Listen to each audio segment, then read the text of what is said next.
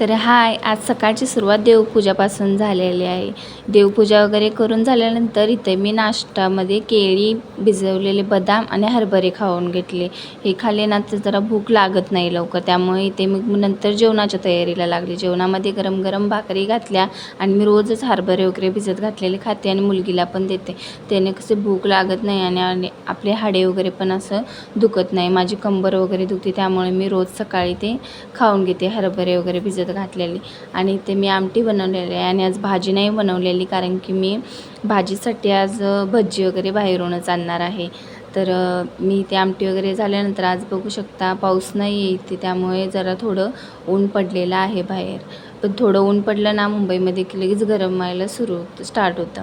तर मी ते कपडे वगैरे धुवून घेतले सगळे. आज पाणी सकाळी आलं होतं तर मिस्टरांनी भरलं होतं. आज पाण्याचं काम त्यांच्याकडे होतं, त्यामुळे मी ते कपडे वगैरे सर्व धुवून घेतले. भांडी वगैरे घासली जेवण झाल्यानंतर. जेवण झालं की भांडी कपडे वगैरे झाले ना की थोडं बरं वाटतं, त्यामुळे ते मी भांडी घासायला घेतलेले आहे. भांडी वगैरे सर्व नीट घासून वगैरे घेतली. तर कुणाकुणाला भांडी वगैरे कपडे वगैरे झाल्याशिवाय बरं वाटत नाही. आता बघा किती किचन स्वच्छ दिसत आहे सर्व भांडी वगैरे घासून झाल्यानंतर. तोपर्यंत इथे मुलगीने सर्व पसारा करून ठेवला होता. मी कामं करत तोपर्यंत ती खेळत होती. तर मग मी तिचा पसारा वगैरे सर्व इथं आवरून ठेवत होते.